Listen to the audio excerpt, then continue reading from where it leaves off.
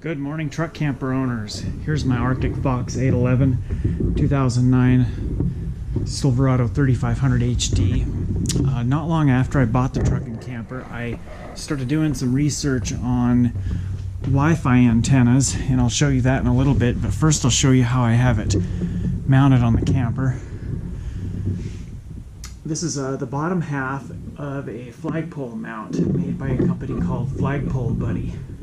And there's the top piece. I have that attached to my ladder, and I have the antenna attached to a piece of PVC pipe.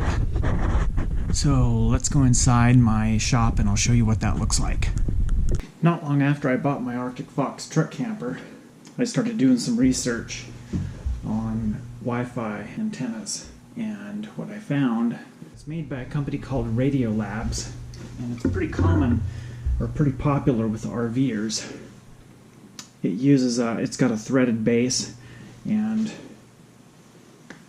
that thread pattern it matches up with a marine style antenna mount. Just threads on there like that.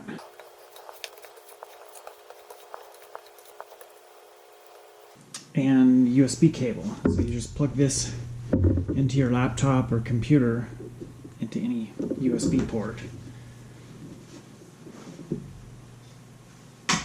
And I have a little contraption I made which gives me the ability to drop this into that flagpole mount.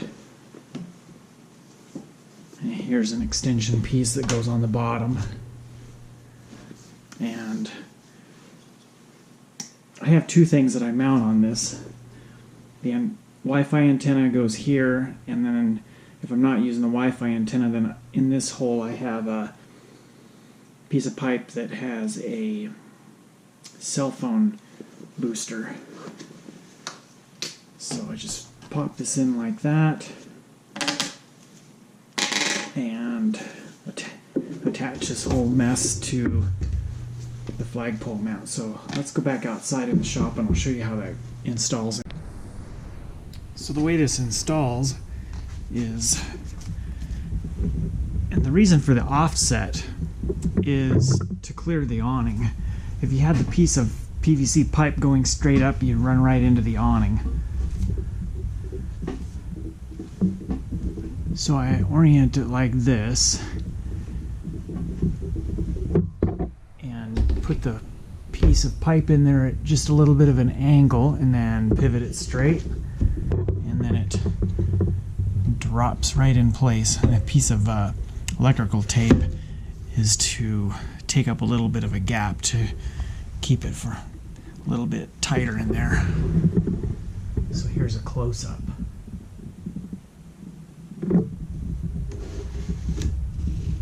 How that works. And I can, if I have the awning extended, I can turn this to the side and it clears the awning out the side as well as out the back.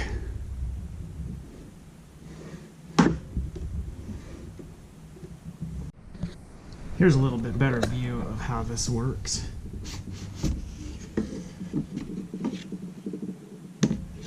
Pivot it a little bit, just drop it into the slot, and drop it into your bottom receptacle. Now the reason I have this offset is so that it clears the awning. That gives a good example of clearing the awning if the awning is in the stowed position. If the awning is extended, then that arm will be out. This arm here, and then I would bring this in behind the awning arm. So right now it's out in front of the awning arm. If the awning was extended, it would be behind the awning arm. Once I have it in place, then I put the antenna in the top receptacle. And then the USB cable, I've done a couple of different things with it. These are some aftermarket thermal pane windows that I installed, so I I had this one done up as a slider. I'll slide that window up, run the USB cable inside under the bottom of the slider, and then close up the gap with a little towel. Or I also have ran it in through this side compartment and up through a hole. You can't really see it because it's dark in there.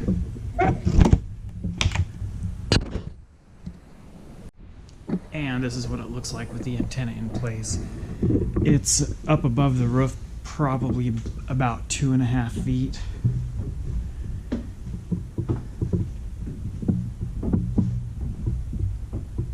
That USB cable is long enough where right now it's all the way down to the floor.